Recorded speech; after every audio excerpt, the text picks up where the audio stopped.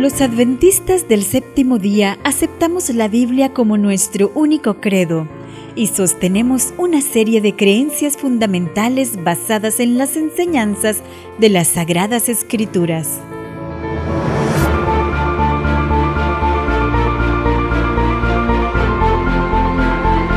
Nuevo Tiempo Honduras presenta de una forma ampliada, amena y práctica para beneficio de nuestros miembros y amigos estas convicciones doctrinales y su significado para los cristianos adventistas que deben actuar en la sociedad de hoy.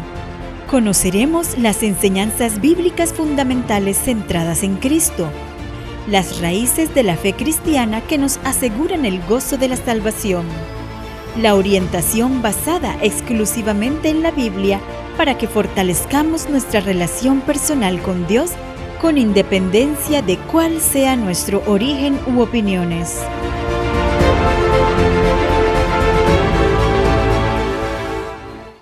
A continuación presentamos En esto creemos. Ya me acordé. Ay, sí, eso es lo que soñé. Soñé que me iba a morir. No. Ay, no, fuera pensamientos, no me quiero morir. Fuera pensamientos, no me quiero morir. Mira, ¿qué te pasa? Te veo angustiado. Ay, que si te contara lo que me acabo de recordar, qué horrible. ¿Qué tal, amigos? ¿Cómo están? Ay, todo Hola, bien, Yocho. Mira que Mirra está todo angustiado, no sé qué le pasa. Contale. Ay, amigos, es que miren, si les contara. Lo había olvidado, pero ahorita que estaba en mi teléfono, acabo de recordar que tuve un sueño anoche. Un sueño horrible. Soñé que me estaba muriendo y ahora tengo una sensación fea, no sé qué hacer, tengo miedo de morirme, ya no sé qué hacer. Cálmate, mi Raín, cálmate. Mira, si es por ese tema, vos no tenés que preocuparte. Lo que tenés que saber es que hoy estamos vivos y todos vamos a morir. Puede ser hoy, mañana, pasado. Así que lo que hay que hacer es disfrutar la vida y gozarla. No sé qué hacer. Disculpa, Viviana, pero yo pienso algo diferente. Yo recuerdo las historias que me contaba mi madre cuando era chiquito. Me contaba de Jesús. Él vino a esta tierra y Él nos enseñó cómo dirigirnos en nuestra vida. Yo ahí también difiero, porque ese Jesús que vos estás hablando, sí es cierto, fue una persona, un historiador, un maestro, pero no tenemos por qué vivir como Él vivió. Lo mejor es que si estamos hablando de la muerte, como nadie sabe cuándo va a morir, disfrutemos nuestra vida. Además, podemos reencarnar en una plantita, en un animalito. A mí me gustaría reencarnar. De hecho, no sé. Acabo de recordar que aquí tengo un versículo, mira. ¿Qué versículo? A ver. Miren, dice Efesios 5, del 15 al 16. Así que tengan cuidado de su manera de vivir. No vivan como necios, sino como sabios, aprovechando al máximo cada momento oportuno, porque los días son malos. Los días son malos, no sabemos en qué momento podemos morir. Tenemos que aprovechar cada día para acercarnos a Dios. No, mira. Él mismo te está diciendo que los días son malos. Si los días son malos, entonces ¿qué hay que hacer? Disfrutar los días buenos. Además me estás mencionando la Biblia. Ese es un libro que ya tiempo se escribió y las personas que lo escribieron están muertas. De hecho, voy a encontrar un versículo ahorita. Ahorita lo busco. Ahorita rápido lo busco. No, ¿sabes qué, Mirra? Si ustedes van a seguir con la Biblia y con los versículos, lo mejor es que yo me vaya, porque yo sigo pensando que nosotros podemos reencarnar. Vos tenés que ser una buena persona y vas a poder reencarnar en lo que vos querás, en un animalito, una plantita, cualquier cosa. Así que yo mejor me voy, sigan con sus temas y nos vemos pronto, chicos. Ay, no sé qué voy a hacer, me siento confundido. Aquí está. Primera de Tesalonicenses 4:16. Ajá. Porque el Señor mismo, con voz de mando, con voz de arcángel y con trompeta de Dios, descenderá del cielo y los muertos en Cristo resucitarán primero. Misra, es normal tenerle miedo a la muerte, pero la diferencia es Cristo. Si tú tomas esta promesa y la haces tuya, vas a vivir una vida conforme a los propósitos de Dios. Si te toca, vas a morir en Cristo y en la segunda venida resucitarás primero. ¿Y tú, amigo, has reflexionado acerca de tu vida? ¿Refleja a Cristo para otras personas? ¿Qué tal que murieras hoy? ¿Qué será de ti? ¿Estarás listo el día de mañana si Cristo viene en su pronta venida? Muy buenas noches, bienvenidos a su programa En Esto Creemos a través de tu canal Nuevo Tiempo Honduras. Pastor Denis Rodríguez, buenas noches. Muy buenas noches, Jorge, realmente es un placer, es un gozo estar nuevamente en su programa En Esto Creemos. Así es, Bueno, ha llegado el cuarto miércoles del mes y pues estamos aquí para poder estudiar la Biblia, pero para ello necesitamos la dirección del Espíritu Santo. Nos gustaría dirigir en oración, pastor. Vamos a orar. Amante Padre, Dios eterno, te pedimos, te rogamos el poder de tu Espíritu Santo para que abras nuestra mente y podamos entender el tema en esta noche que es sumamente importante para nuestras vidas. En Cristo Jesús, amén. Muy bien, pastor. Nosotros tenemos muchas interrogantes acerca de la vida y aún más acerca de la muerte. Lo mirábamos ejemplificado en el video del inicio. Pero hay una vida, una muerte que marcó la historia de toda la humanidad y es la de Jesús. Por eso hoy vamos a estudiar acerca de vida, muerte y resurrección de Cristo. Definitivamente, Jorge, vamos a estudiar este tema que es sumamente apasionante. ¿Por qué? Porque estamos hablando del ser que dio su vida por nosotros, murió en la cruz del Calvario para darnos esta bendición de la salvación. Y no podemos dejar de hablar definitivamente al inicio de su amor incondicional para el ser humano. Así es, justamente ahí va dirigida mi pregunta, pastor. A la luz de la Biblia, ¿cómo podemos afirmar algo que hemos estado estudiando también en ediciones anteriores acerca del amor incondicional de Dios, que es la causa inicial que desemboca en que Jesús venga a la tierra, tome forma humana, lleve una vida de penas como ser humano y finalmente muera en la cruz del Calvario? Todo esto, la raíz es por el amor incondicional de Dios. ¿A qué se refiere con eso? Definitivamente tenemos que ir a la Biblia y la Biblia nos explica brevemente en un versículo que lo conocemos todos nosotros, lo hemos repetido incluso, lo sabemos de memoria, pero muy pocas veces lo ponemos en práctica en nuestras vidas. Juan 3:16. Claro que sí. Y vamos dice, a buscarlo y a leerlo, pastor. La palabra de Dios dice de la siguiente manera, y podemos leer el 17 también. Dice, de tal manera amó Dios al mundo. Mira cómo inicia el versículo, de tal manera. No existe otra manera, otra forma de poder salvar al ser humano si no es definitivamente con el inmenso amor de Dios. Y luego sigue diciendo que ha dado a su Hijo unigénito para que todo aquel que en Él crea no se pierda, mas tenga vida eterna. Versículo 17. Sí. Dios no envió al Hijo al mundo para condenar al mundo, y esto es importante que lo entendamos, sino para que el mundo sea salvo por Él. ¿Qué te parece este versículo? Realmente encierra toda esta creencia que nosotros tenemos acerca del amor incondicional de Dios. Este versículo nos refleja la causa por la cual Jesús vino a esta tierra. Claro. No vino por una curiosidad, no vino sencillamente por un paseo. La Biblia dice que era la única manera.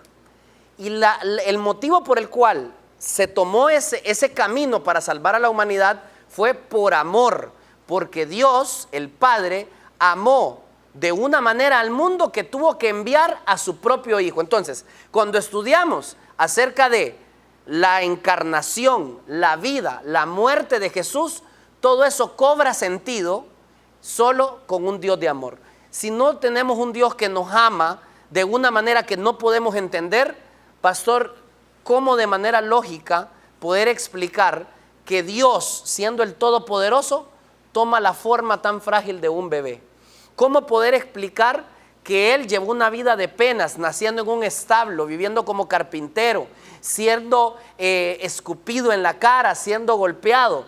La única manera de entenderlo es: Dios me ama por algo que sobrepasa mi entendimiento. Es que definitivamente cuando nosotros nos ponemos a analizar este punto, nos damos cuenta que Dios tenía otras alternativas que podía utilizarlas. ¿Cómo cuáles? ¿Como cuáles? Obviamente destruir a Satanás y destruir toda su obra de rebelión. Sin embargo, nosotros entendemos con los estudios anteriores que Satanás le hizo una acusación a Dios. Y la única manera de resolver este problema era irse por el lado más largo y más difícil para la divinidad, que era el plan de salvación que había sido planificado desde antes de la fundación del mundo. Y esto es importante que lo entendamos. Tanto el Padre, el Hijo como el Espíritu Santo estaban unidos en propósito, estaban unidos en un plan de restauración, estaban unidos en un plan de salvación y en una entrega total de la divinidad del cielo para poder resolver el problema del hombre. Tenemos que entender algo que no era problema nuestro, Jorge. Definitivamente no era problema nuestro. El problema surgió en el cielo, con un ángel, con Dios, en su casa. Entonces, ¿quién tenía que poner la solución a esto? Definitivamente Dios. Otro camino que pudo haber tomado Dios en esas alternativas que usted dice en su condición de soberano, claro, era eliminar a la raza caída, no solamente a Satanás, sino decir, voy a eliminar a Adán y a Eva y voy a hacer una nueva creación. Pero esto fue descartado por amor, claro, porque él llamaba no solamente a Adán y Eva, sino a todos los descendientes de Adán y Eva.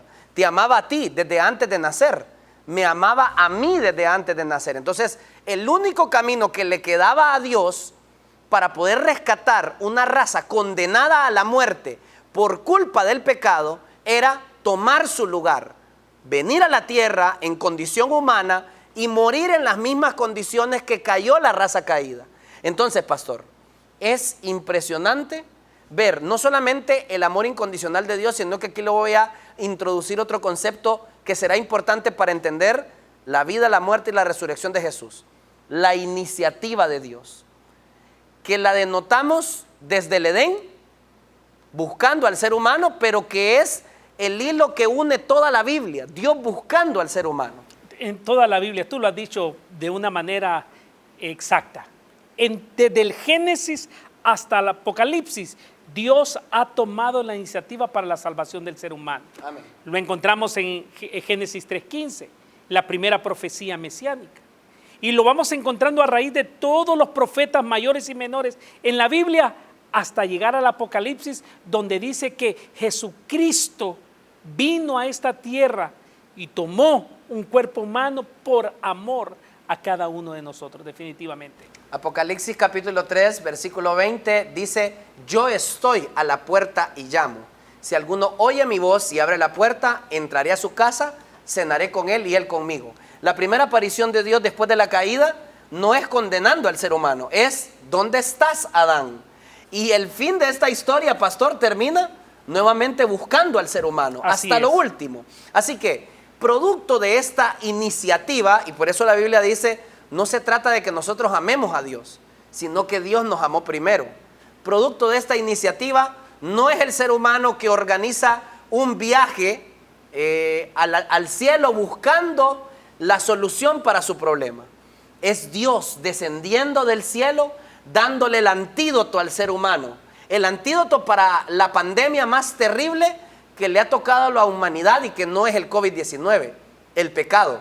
Llevamos más de 6,000 años de pecado, pero el antídoto se dio en la vida de Jesús. Así es, y yo quiero leer un versículo, Por Romanos favor, capítulo 5, versículos 6 hasta el 8 podemos leer, y dice de la siguiente manera, Cristo, cuando aún éramos débiles, a su tiempo murió por los impíos.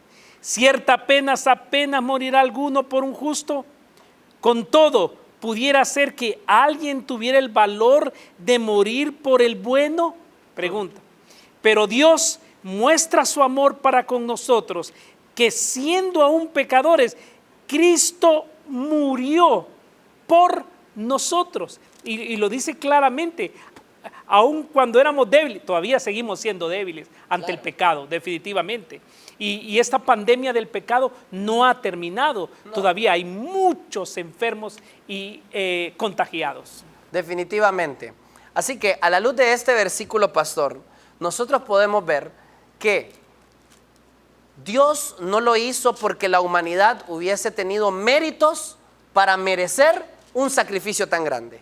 De hecho, yo siempre me pongo a pensar, pastor, las palabras que le decían los burladores a Jesús en la cruz. Si eres el Hijo de Dios, bájate de esa cruz. Me he puesto a pensar tomando el lugar de Jesús. Digo yo, si yo hubiese tenido el poder de Jesús y evitar ese sufrimiento y esa gente me está gritando y yo estoy muriendo por ellos, pastor, yo me bajo. Yo me bajo. Definitivamente que sí. Yo me bajo y yo les digo, bueno, ahí se ven con su problema. Mira, dice el Espíritu de Profecía, la hermana Elena G. de White, que los ejércitos del cielo estaban ahí listos para una orden, una palabra, tal vez un gesto que Jesús hiciera para poder rescatarlo de ese sufrimiento, pero no era el propósito. Y No él, era el propósito. él sabía. Claro. Él sabía siempre cuál había sido su misión. Les dijo muchas veces a los discípulos, yo voy a morir. Se los avisó 3 veces, pastor. Bueno, 3 veces que tenemos registrada en la Biblia. Él sabía perfectamente que había nacido para morir por la humanidad. Desde el cielo que se formó este plan, quizás ángeles se ofrecieron a venir a morir por la raza caída. Pero no se podía. No. Así que Dios tomó forma humana en la persona de Jesús para morir por ti y por mí. Por eso, pastor, vamos a estudiar en el segundo segmento de este programa a profundidad, primero, cómo fue que nació el misterio de la encarnación. Pero antes quiero invitarlo a que miremos algunas curiosidades de la Biblia. En nuestro segmento, ¿sabías qué? Volvemos con más de tu programa En Esto Creemos. ¿Sabías que, si bien es cierto, Dios es misericordioso, no puede perdonar a los que se aferran al pecado? Jeremías 5:7 e Isaías 55:7 nos dicen que el perdón tiene un propósito. Dios desea transformar a los pecadores en santos. ¿Sabías que las Escrituras nos revelan un Dios que se preocupa sumamente por la salvación de la humanidad? Además, San Juan 3:16 nos confirma de que la deidad se encuentra unida para trabajar en la obra de la relación de la humanidad con su Creador. ¿Sabías que una de las buenas noticias acerca de la vida y resurrección de Cristo es el ministerio de la reconciliación? A través de Cristo, Dios estaba reconciliando a la humanidad, según 2 Corintios 5:19. Además, este maravilloso acto aportó a la restauración en la relación de Dios y la humanidad, según Romanos 5:19. ¿Sabías que, cuando Adán y Eva pecaron, Dios tomó la iniciativa de ir en su búsqueda? Sin embargo, a pesar de la complicada situación en la que se encontraban, Dios reveló un plan maravilloso que pondría una victoria final a la muerte y el pecado.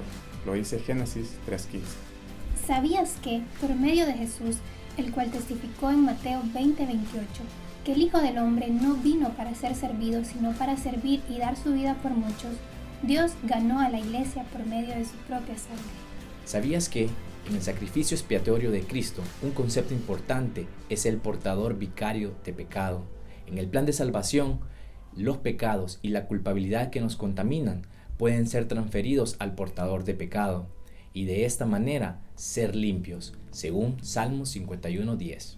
Y podríamos aumentar un ¿sabías qué, Jorge? Otro más. Otro más, Okay. Porque qué extraordinario segmento de ¿sabías qué? Los muchachos acaban de protagonizar. Pero también ¿sabías qué? Primera de Juan capítulo 4, versículo 10 dice que en esto consiste el amor. No en que nosotros hayamos amado a Dios, sino en que Él nos amó a nosotros y envió a su Hijo en propiciación para nuestros pecados. ¿Sabías qué? Maravilloso. Así que, pastor, amarrando, por usar un término, toda la enseñanza del primer segmento del programa. Dios nos ama con un amor incondicional. Incondicional. Esa fue la raíz por la cual se trazó un plan de salvación cuyo personaje principal del plan de salvación era Jesús. Jesús, representando a la deidad, viene a morir a esta tierra, toma forma humana para tomar el lugar de la humanidad y morir en la cruz, lo que merecía la humanidad. ¿Así es, pastor? Completa y totalmente. Y lo voy a resumir en este versículo. Segunda de Corintios capítulo 5, versículo 19 dice de la siguiente manera: Dios estaba en Cristo, y aquí está el Padre y el Hijo. Dice, y el Espíritu Santo ahí representado. Por supuesto, Dios estaba en Cristo reconciliando consigo al mundo. Amén. No tomándoles en cuenta a los hombres sus pecados. Y luego dice, y nos encargó a nosotros la palabra de reconciliación. Así que somos embajadores en el nombre de Cristo, como si Dios rogase por medio de nosotros. Wow, ¿qué te parece este versículo? Os rogamos en el nombre de Cristo, reconciliados con Dios. Amén. Así que este amor incondicional de Dios provoca una iniciativa divina. Buscar al objeto de su amor, que es la raza caída.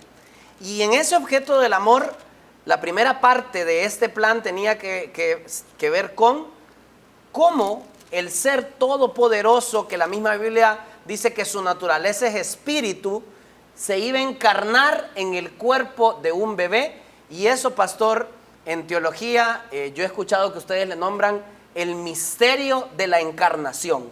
Cuéntenos un poquito acerca de esto y qué base bíblica tiene.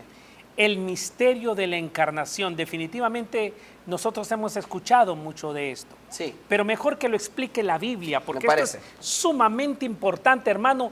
Tome su Biblia en el libro de Juan, capítulo 1, versículo 1. Estudiemos juntos en esta hermosa noche. Y dice, en el principio era el Verbo. Y cuando se refiere la palabra de Dios, en el principio, Génesis capítulo 1, versículo 1, en el principio creó Dios los cielos y la tierra. Es la misma expresión. Y el Verbo estaba con Dios. Y el Verbo era Dios. Eran consustanciales, tanto el Padre y el Verbo, que era su Hijo, consustanciales. Ahora miremos el versículo 14. Podemos leer todos esos versículos, pero el versículo 14 dice, y el Verbo se hizo carne. Ahí ya cambia la perspectiva. ¿Por qué? Estaban juntos con Dios creando el mundo, planificando el plan de salvación, la restauración, la redención, pero ahora no. Ahora sí ya se hizo real lo que es la encarnación. Dice, y el Verbo se hizo carne y habitó entre nosotros, lleno de gracia y de verdad. Y vimos su gloria, gloria del monogenés del Padre. Vuelve a repetir la palabra unigénito. No existe nadie más como Jesucristo. ¿Por qué? Porque es Dios hombre. Y lo hemos repetido anteriormente en otros programas, que para que Dios pudiese salvar a la raza humana, tenía que ser 100% Dios, obviamente Él es Dios, y 100% hombre. Interesante. Totalmente. Volviendo a este versículo que es tan profundo, pastor, yo creo que solo de este versículo podríamos hacer un programa. En el principio existía el Verbo.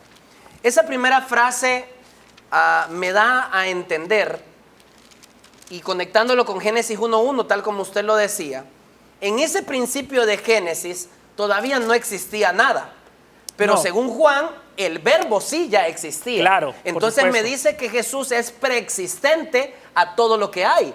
Por eso, justamente, cuando Pedro está enseñando acerca de esta verdad, él toma el paralelo y dice, ¿por qué David le llamaba mi Señor?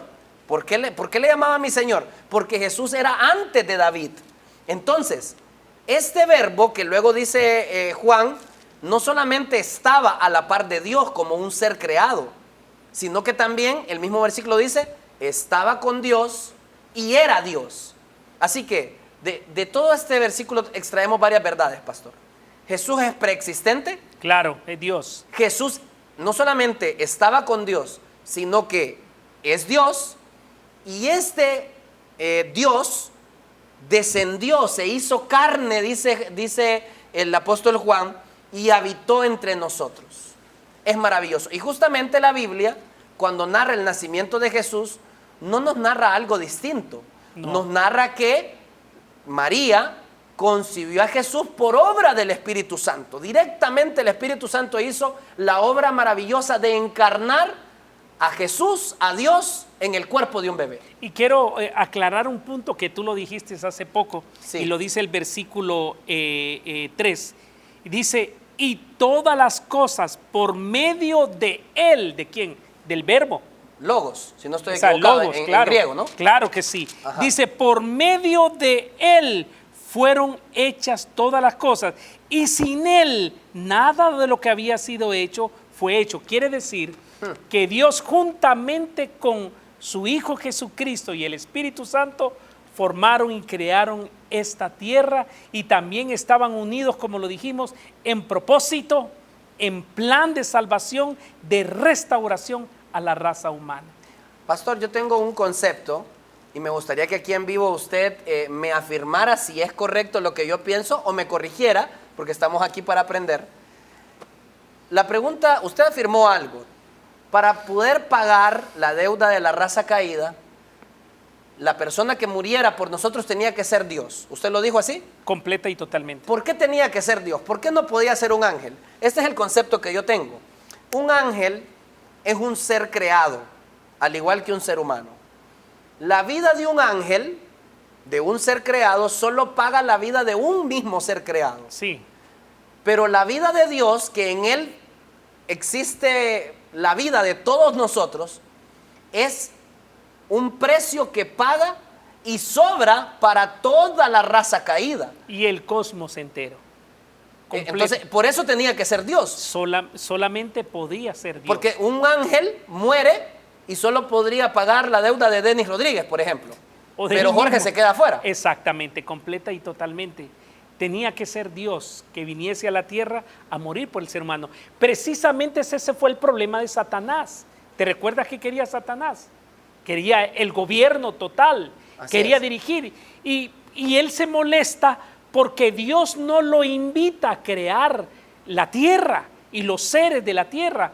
Y obviamente la hermana Elena G. de White nos dice en su libro que no podía participar porque Satanás o Lucifer era un ser creado y no tenía vida, no podía dar vida en sí mismo, no podía crear vida ex nihilo de la nada como Dios lo hizo en el comienzo.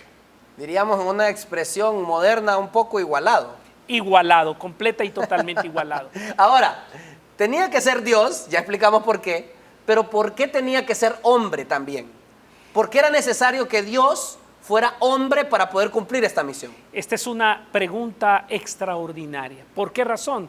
Sí. Porque así como Adán pecó en el campo sobre esta tierra como hombre sin pecado, así Jesús tenía que ganar esa obediencia perfecta a los preceptos y a los mandamientos y a la ley de Dios en esta tierra, con la misma condición de Adán.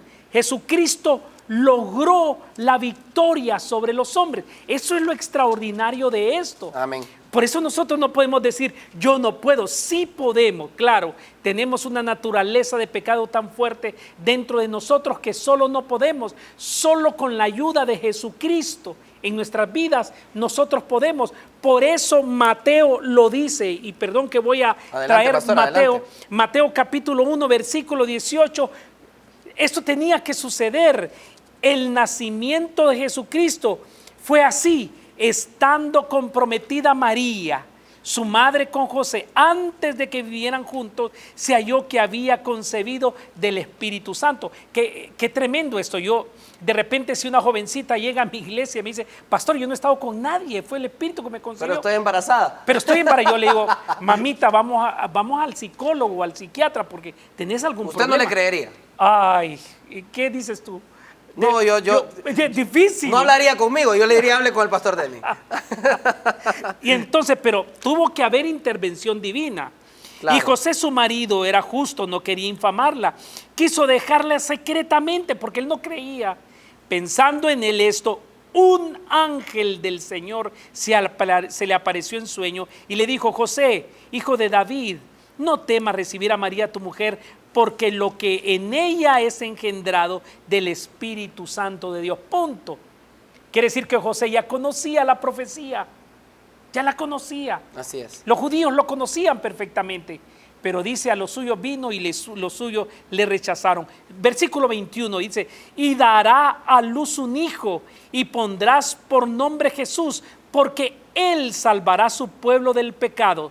Y todo esto aconteció para que se cumpliera lo que dijo el Señor por medio del profeta.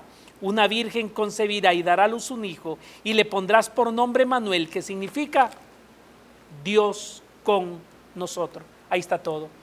Es maravilloso también poder leer, y pastor, le invito también que me pueda acompañar en Hebreos capítulo 7 y el versículo número 25 dice de la siguiente manera: por eso Jesús puede salvar por completo a los que por medio de él se acercan a Dios, ya que siempre está vivo para interceder por ellos. Tal sumo sacerdote nos convenía, santo, inocente, limpio, apartado de los pecadores y exaltado por encima de los cielos. Y luego, más adelante en el capítulo 9, versículo 15, dice de la siguiente manera: por eso Cristo es el mediador del nuevo pacto, para que ahora que Él murió para perdonar los pecados cometidos bajo el primer pacto, los que son llamados reciban la promesa de la herencia eterna. Wow. Es decir, Jesús era necesario que fuera un ser humano y que no utilizara, por eso la misma Biblia dice, no escatimó ser igual a Dios como cosa a que aferrarse. Se despojó de esa vestimenta, vamos a decirlo así, de deidad para vestirse de humanidad, para ganar en el campo de batalla donde Adán había fracasado. Sí. Y él sin ventajas, porque estuvo en las mismas condiciones que Adán. Como lo dice también Hebreos, fue probado en todo, pero sin pecado. Algunos dicen que tuvo ventaja Jesús. ¿Qué tipo de ventajas podríamos decir? Por ejemplo, Adán no tenía la tendencia a pecar como la tengo yo, como la tienes tú. Claro. No la tenía porque no conocía el pecado. Así es. Jesús vino a esta tierra, por eso tenemos que hablar de prelaxario, poslaxario. ¿Qué significa prelapsario? Con la naturaleza de Adán antes del pecado, sin las tendencias del pecado. Y poslaxario, o sea, después del pecado, con la naturaleza carnal, que es la degradación física a causa del pecado. Entonces, de repente, no es que tuvo una ventaja, es que tenía que triunfar como Adán, en el campo de Adán. Por eso Jesús vino a esta tierra con doble naturaleza, con la naturaleza antes de Cristo y con la naturaleza física después del pecado. Por eso es monogenes único, no hay. Yo no puedo ser igual a Él, no puedo. De hecho, así como usted lo pone, en lugar de tener una ventaja, tenía una desventaja. Porque tenía la misma naturaleza de Adán, sin inclinación al pecado, pero ya en su físico cargando con la naturaleza humana después del pecado. 4,000 años de pecado. No con la tendencia a pecar, pero sí, Adán no se cansaba. O por lo menos si se cansaba tenía unas facultades físicas extraordinarias. Vivió 900 y pico de En años. el caso de Jesús, llegó un momento con los discípulos que les dijo, pongámonos aparte. O sea, de tanto predicar y de tanto ayudar a las personas, ¿no? Entonces tenía esas condiciones humanas como la tiene usted o como la tengo yo. Y por eso, segunda de Corintios 5, 21 dice, por eso lo dice claramente Pablo, y al que no conoció pecado, Amén. no conoció pecado. Por eso en algunos países han parado muchas películas que han salido de que Jesús se casó con María y todo ese montón de urdimbre maligna, satánica, porque se están refiriendo que Jesús pecó, pues, o sea, se juntó. Me agradó esa palabra, urdimbre. Sí, es podridumbre, todo, Okay. la corrosión de todo eso. Y dice, y al que no conoció pecado, por nosotros se hizo pecado. ¿Cuándo? En la cruz del Calvario, cuando tomó en sí todo el peso. Jorge, no solo desde Adán, sino hasta los últimos tiempos de este mundo. ¿Te imaginas Tremendo. qué carga de pecado? Por eso Él murió y casi inmediatamente, pues, Claro. casi inmediatamente murió. Y dice, se hizo pecado por nosotros para que nosotros seamos, wow, justificados delante de Dios. O sea, en otras palabras, pagó la deuda. Totalmente. Y con eso quisiera cerrar este segmento, pastor. Y ese es otro motivo por el cual era necesario que fuera 100% humano. En su condición, tal como estaba, que nosotros no conocemos esa condición, pastor, porque no la hemos visto, Claro. pero en su condición tal como estaba antes de venir a la tierra, era imposible que pasara por la muerte. Y tuvo que vestirse de humanidad para compartir el destino que la humanidad tendría que estar condenado si no fuera por la salvación que Él nos brindó. Porque la paga del pecado es Muerte. muerte. mas la dádiva de Dios es vida eterna en Cristo Jesús. Amén, Y gloria de a eso Dios. nos habla este siguiente canto. Seguimos disfrutando de tu programa En Esto Creemos.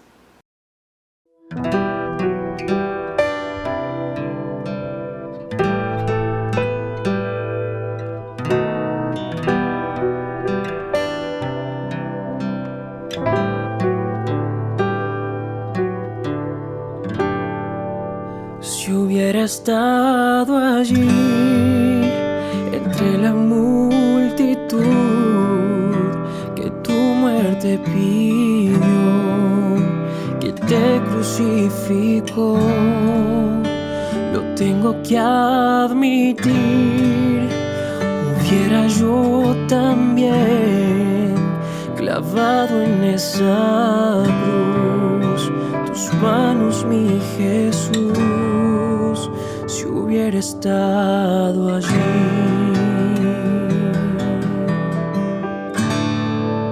Pensándolo más bien, también yo estaba allí. Yo fui el que te escupió y tu costado hirió. Pensándolo más bien, yo fui el que coronó de espinas y dolor tu frente, mi Señor, también yo estaba allí.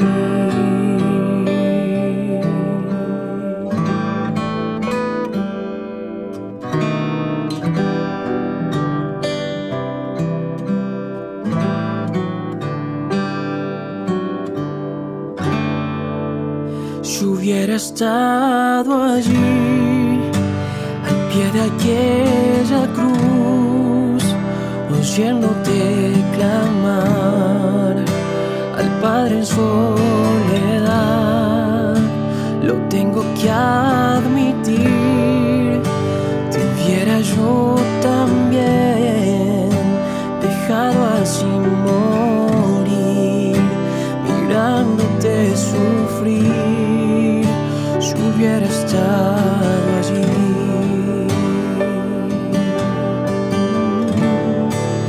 pensándolo más bien, también yo estaba allí.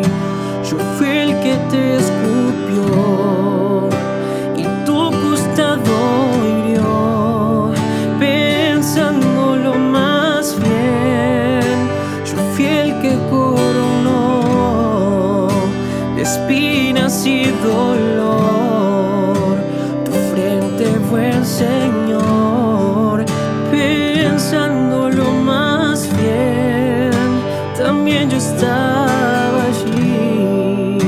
Yo fui el que te golpeó y de ti se burló.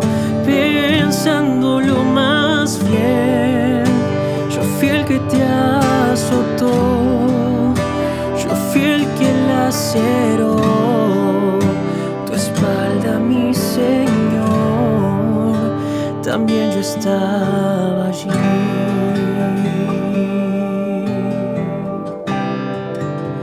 También yo estaba allí.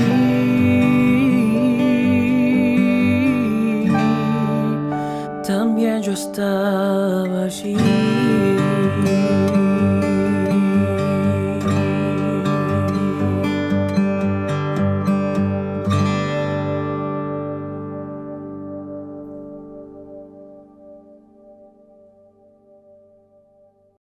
Gracias por seguir en nuestra sintonía. Siempre te invitamos a poder compartir esta transmisión para que sea bendición para muchas personas. Hermoso canto de nuestro amigo argentino Alexis Quintero.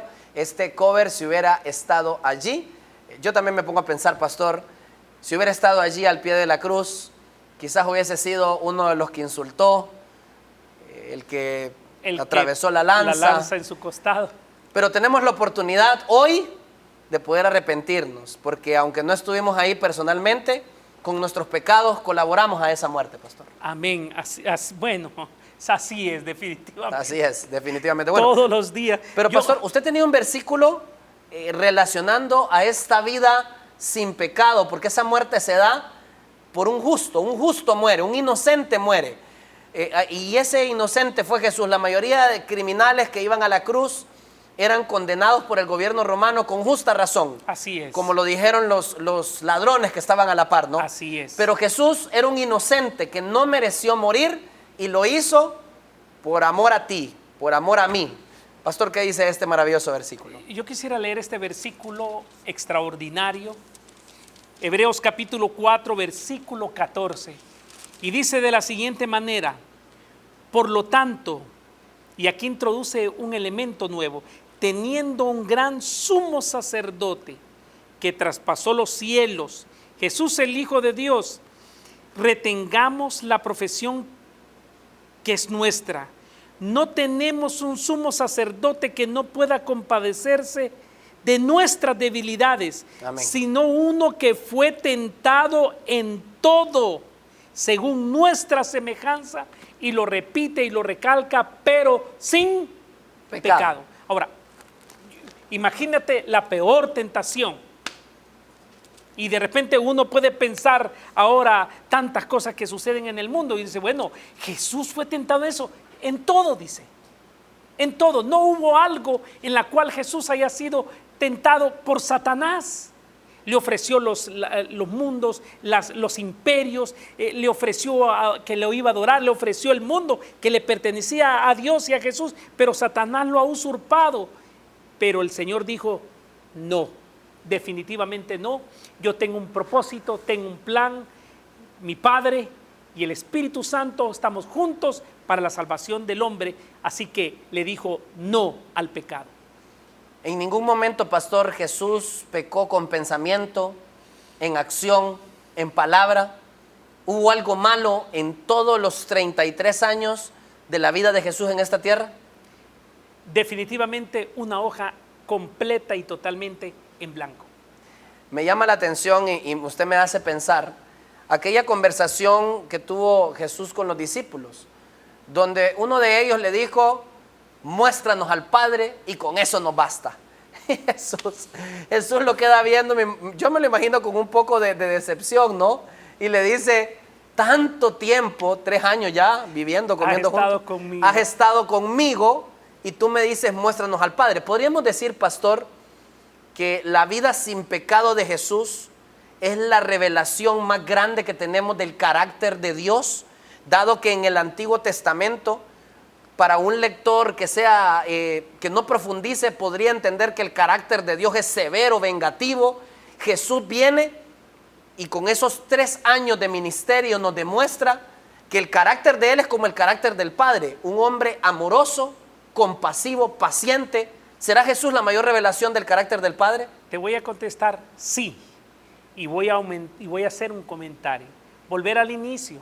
No hay amor tan incondicional hacia el hombre como el que Dios tiene para nosotros. Amén. Un amor que excede todo el entendimiento, todo el pensamiento. Aunque nosotros podamos verter toda la sabiduría humana, todavía no vamos a poder entender ni una gota del grande amor de Dios. Por eso vuelvo a decir y lo digo, es más difícil perderse que salvarse. Repítalo, yo creo que es algo que vale la pena volver a escucharlo. ¿Es más difícil? Perderse. ¿Por qué, pastor? Porque para perderme yo tengo que decirle a Dios, no quiero nada contigo, no quiero tu gobierno ni tu imagen en mí. Y para salvarme, lo único que tengo que decir, aquí estoy, Señor, soy tuyo, tómame, utilízame, amén. Y entregarse en la mano de Dios. Fíjese que yo comparto con usted y tengo otra manera de poner esta situación, porque es más fácil salvarse que perderse. Cuando usted se quiere perder, lucha contra Dios. Así es. Cuando usted se quiere salvar, lucha contra Satanás. Así es. La pregunta es, ¿quién es más poderoso? ¿Dios o Satanás? Entonces, cuando usted se quiere perder, lucha contra el rival más grande, contra Dios. Sí. Bueno, pastor, volviendo al tema, esto es maravilloso, todas estas verdades bíblicas. Todo este misterio de la encarnación, Jesús en un bebé, un milagro maravilloso, lo más grande y poderoso del universo, en lo más frágil, se desarrolla, vive como un humano. En un hombre extraordinario. Y voy a decirle algo, por cierto, acerca de lo que usted nos mencionaba de la vida de Jesús. Es algo muy íntimo, muy personal. Cuando yo estoy buscando la razón por la cual soy cristiano, fuera de que nací en un hogar cristiano, en un hogar adventista, para mí es clave leer el Evangelio de San Juan. Claro. Porque en él me doy cuenta y yo llego a creer en Jesús como Dios, no por los milagros. Yo soy una persona que cree que Jesús es Dios no tanto por los milagros, sino por la manera como trataba a las personas. Cuando yo veo cómo era Jesús como persona, yo digo, ningún ser humano es capaz de tener un carácter tan perfecto si no es Dios. Así es. Definitivamente. Ahora, todo esto desemboca en su muerte en la cruz. Y previo a la grabación de este programa, pastor, usted lo titulaba La reconciliación de Dios, que sería la siguiente etapa en el plan de salvación. Definitivamente. Cristo nace, vive una vida perfecta con el objetivo de morir para reconciliar a Dios con la humanidad. ¿Qué base bíblica tiene esto? Y mira, todo apunta, todo el plan de salvación, todo el plan de redención, todo apunta a un solo hecho. Claro, todo es una vida vicaria, o sea, es una vida que salva al ser humano, pero todo apunta a la cruz del Calvario. Por eso Juan 3:16 es uno de los versículos más extraordinarios y lindos que nosotros pudiésemos vivirlo, porque de tal manera amó Dios al mundo que dio a su Hijo Jesucristo para morir por ti y por mí. Amén. En la cruz del Calvario y pagar la deuda. Hermano querido, tú que me escuchas, quien debería de estar crucificado en esa cruz serías tú, sería yo, sería toda la humanidad entera, porque nosotros teníamos que pagar esa deuda, la muerte segunda. ¿Por qué la muerte segunda? Sabemos que como seres humanos tenemos un tiempo de vida y vamos a morir, unos más temprano, otros más tarde, todos vamos a morir sobre esta tierra si Cristo no viene. Pero esa muerte segunda, que significa la muerte para la eternidad, Cristo pagó la deuda de mis pecados para la salvación. Es algo extraordinario, Jorge, que definitivamente, como dices tú, un programa no define todo esto, pero estamos dando algunas pinceladas para que ustedes ahí en casa lo puedan entender. Pastor, retomando lo que le comentaba, ¿qué versículo podríamos tomar a favor de decir que la cruz fue el acto de reconciliar a Dios con la humanidad? ¿Por qué era necesaria una reconciliación? ¿Cuán importante es la pregunta que acabas de hacer, Jorge? Definitivamente. Y esto solamente lo puede contestar la Biblia, la palabra de Dios, en Romanos capítulo 5, versículo 10. Hermano, búsquelo por favor allí en casa. Dice de la siguiente manera, Romanos 5, 10. Porque si siendo enemigos fuimos reconciliados con Dios por la muerte de su Hijo, mucho más, estando reconciliados, seremos salvos por su vida. Está claro, ¿no es cierto? Clarísimo. Está de claro. hecho, cuando Jesús dice en la cruz del Calvario, consumado es, o en otras palabras, culminado, terminado es, ¿qué se terminó? La obra de reconciliación. En ese momento fuimos reconciliados con Dios. Por supuesto, llegará una nueva faceta, que será la intercesión de Jesús en el santuario. Pero en ese momento fue pagada la deuda, pastor. Definitivamente, y alabado sea el nombre de Dios, porque ahí se hizo la propiciación. ¿Qué significa la propiciación? Ajá. Tú sabes que la justicia de Dios es perfecta. Amén. Es justa. Y Dios Él no va a bajar un ápice de su justicia para, como puede decir, te voy a hacer esta rebajita para que entres. no puede. Porque es perfecta. Es perfecta. Así Entonces, ¿qué estaba propiciando Dios? Uno, la ira de Dios. Acuérdate que Apocalipsis habla de la copa de la ira de Dios, que es la ira por el pecado, por la destrucción del pecado. Y para eso Dios, Jesucristo, tenía que morir en la cruz del Calvario para propiciar la justicia de O sea, Dios. en otras palabras, tomar el lugar. En vez de, Es decir, el juicio de Dios y la ira, no contra la raza humana, contra el pecado, tenía que caer vamos a decirlo en otras palabras, en quien recayó el pecado. Y entonces, si Jesús no toma nuestro lugar, toda la ira de Dios cae sobre nosotros. el lago de fuego está preparado para Pero nosotros. cayó sobre Jesús. Así es. Por eso fue tan cruel la muerte en la cruz. Claro que sí, por eso sudó gotas de sangre y le dijo, Padre, haz pasar de mí esta copa, pero no como yo quiero, porque seguramente Jesús le iba a decir, Señor, sálvame. Su lado humano. Exactamente, por supuesto, pero si no, de acuerdo a tu santa voluntad, muere en la cruz, se hace pecado por nosotros, no por Él, por nosotros, llevando todo el peso del pecado y dándonos esta salvación tan grande. Bendito sea el nombre de Dios por eso. Estoy seguro que todavía nadie de nosotros entiende a cabalidad lo que tuvo que haber sido esta frase que usted mencionó, pastor, llevar el peso del pecado. Nos parece que los sufrimientos más grandes de Jesús tuvieron que ver con los clavos, con la lanza, con la corona de espinas. Sinceramente, leer la Biblia me parece que los sufrimientos de Jesús más grandes fueron de carácter espiritual y emocional. Y es algo que necesitaremos la eternidad para poder ir comprendiendo todo lo que Jesús sufrió por amor a mí. ¿Y tú sabes qué quiere decir llevar la carga del pecado? No sé, por eso digo, yo no lo sé. Separarse del Padre. La muerte segunda. No, cuando tú pecas, ¿qué pasa? Te separas de Dios. Isaías 59:2, perdón.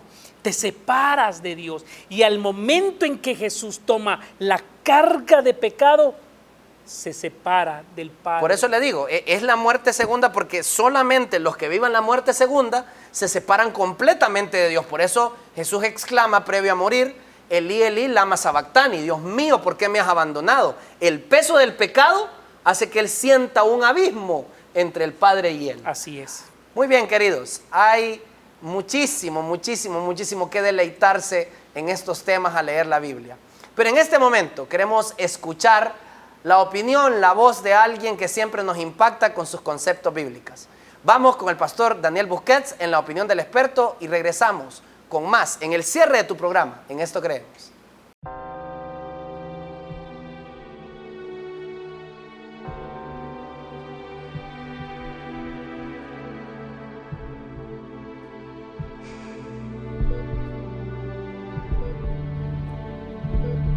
¿Qué ocurre con alguien cuando muere? Tarde o temprano todo el mundo se hace esta pregunta. ¿Hay algo más cuando alguien deja de respirar o se termina todo para siempre? La delgada frontera entre lo vivo y lo inerte acentúa este misterio, porque el ser humano no ha sido capaz de crear ni la más sencilla forma de vida. Para la ciencia, cuando una simple célula muere, no hay vuelta atrás. Casi todas las religiones han creído que el hombre continúa su existencia al morir gracias a la inmortalidad del alma. Pero, ¿es eso cierto? ¿Tenemos un alma inmortal que se libera del cuerpo y viaja a algún lugar cuando alguien muere? La Biblia tiene respuestas muy claras. Si quieres, puedes descubrir en 2 minutos la verdad sobre la muerte. ¿Estás preparado? Comencemos. La primera mentira registrada es la promesa de Satanás al hombre. No moriréis. Es la antigua doctrina del alma inmortal. Curioso, ¿verdad? Se le han dado diferentes matices. El alma va al cielo, al paraíso, se reencarna, alcanza el nirvana. Muchas propuestas, pero ninguna respeta el planteamiento bíblico. El hombre no tiene un alma inmortal. Lee Ezequiel 18. El alma que peque, morirá. Para entender qué ocurre al morir, hay que saber qué ocurre al existir. Génesis 2 describe la formación del hombre. Polvo de la tierra, más aliento de vida, es igual a un alma viviente. El aliento de vida es la energía divina que da vida a la materia. Por eso el alma no es lo que tengo, es lo que soy. Sin aliento de vida, el alma muere y la materia se desintegra. La confusión ha venido por el lenguaje. El término traducido como alma en la Biblia significa persona, vida, aliento, apetito, deseo, voluntad. Abarca todo el ser, por eso en Levítico 21 se describe un cadáver como un alma muerta. Lo importante es que en la Biblia alma nunca se refiere a algo consciente separado del cuerpo. El término espíritu indica vitalidad, valor, ira, energía. Por ejemplo, en 1 Samuel 30, cuando vuelve el espíritu nadie resucita, solo se recuperan las fuerzas al comer. ¿Y cuándo se aparecen espíritus de seres queridos? No son ellos, el enemigo se disfraza hasta de ángel de luz. Es la única forma de mantener el engaño. Por eso Dios prohíbe estas prácticas. La Biblia no describe la muerte como una transición a ningún lugar, sino como un sueño. El mejor ejemplo, Juan 11. Lázaro había muerto, pero Jesús dijo que estaba durmiendo. ¿Dónde estaba Lázaro? ¿En el cielo? No. Descansando en la tumba. Y Jesús lo despertó. La Biblia dice que los que duermen nada saben, no sufren, no piensan, están en la memoria de Dios hasta la resurrección. 1 Corintios 15. Sonará la trompeta y los muertos resucitarán transformados. 1 Tesalonicenses 4. Los muertos en Cristo resucitarán primero. Dios traerá con Jesús a los que durmieron en Él. La resurrección convierte en absurda la creencia en un alma inmortal, porque la inmortalidad será el regalo de Dios al hombre cuando la muerte sea vencida y la vida vuelva a ser eterna. Esa es la verdad sobre la muerte. Piensa por un momento. ¿Qué sentido tendría la resurrección si la gente estuviera ya en el cielo con Dios? ¿Te imaginas a Jesús diciendo, hay que bajar, te tengo que resucitar? ¿Para qué? Estando ya en el cielo. Aunque sea diferente a lo que siempre has oído, leído, visto en películas o imaginado, la Biblia es muy clara al respecto. Que no te confundan. Y como siempre, recuerda, la mayoría puede estar equivocada.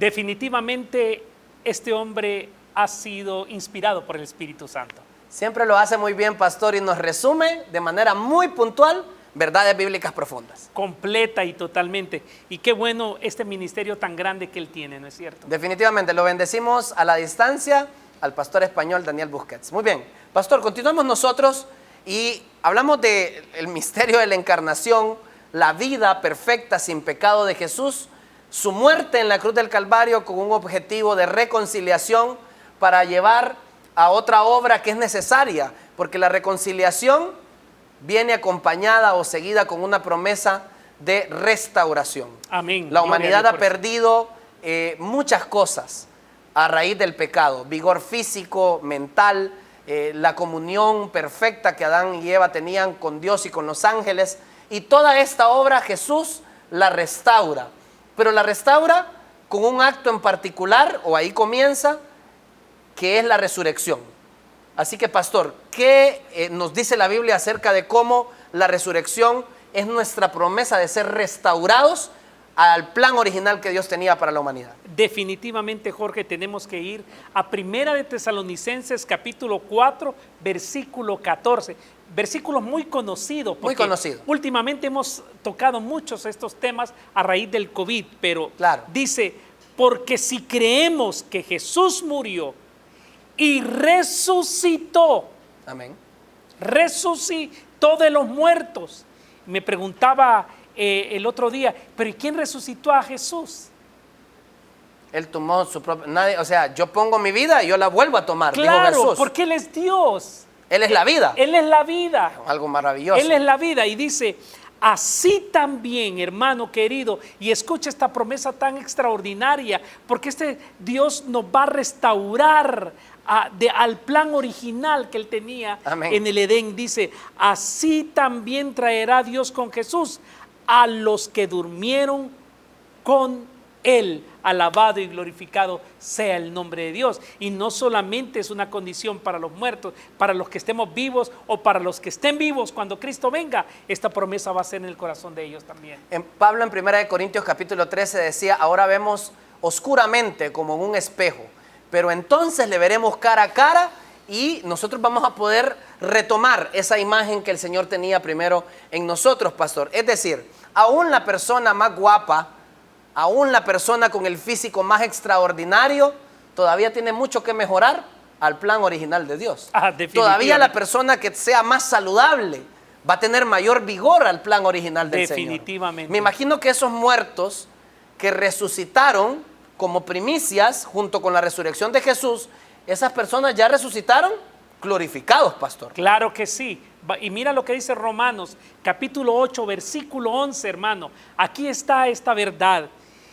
Y si el espíritu de aquel que levantó de los muertos a Jesús mora en vosotros, el que levantó de los muertos a Cristo Jesús vivificará también vuestros cuerpos mortales por su espíritu que mora en vosotros. Seremos nuevas criaturas definitivamente, totalmente. Ahí nuestras enfermedades, nuestros dolores, nuestras tristezas, nuestro llanto, todo desaparecerá y seremos hechos nuevos a la medida y a la perfección de la mente de Dios. Quisiera aportar 2 versículos más.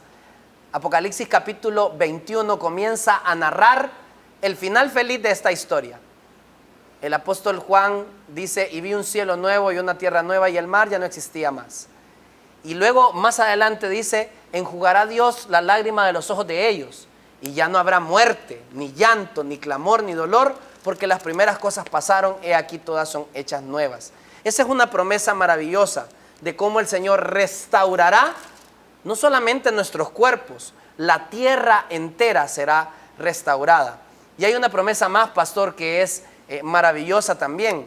Cuando hablamos de la restauración, estamos esperando a la segunda venida y seguramente ahí se completará la obra de restauración. Pero esa obra de restauración, esa resurrección comienza hoy. ¿Cómo así? Sí, quizás tú no estás muerto físicamente, pero todo aquel que esté muerto espiritualmente, Juan capítulo 3, cuando Jesús habla con Nicodemo, le dice, te es necesario nacer de nuevo. Si la semilla no cae y muere y nace a un nuevo fruto, no puede germinar. Pastor, la obra de restauración de Cristo, así como Él resucitó de los muertos, Él puede resucitar a un alcohólico que no puede dejar ese vicio. Él puede resucitar un matrimonio muerto. Él puede resucitar una vida espiritual desanimada. Tú que llevas sábados, que no quieres ir a la iglesia, que no quieres participar. Si Cristo resucitó de los muertos, tú puedes resucitar también para honra y gloria del Señor. Alabado sea el nombre de nuestro Dios. Y la obra de Cristo no termina ahí en la resurrección y en la restauración. Continúa todavía en el santuario celestial.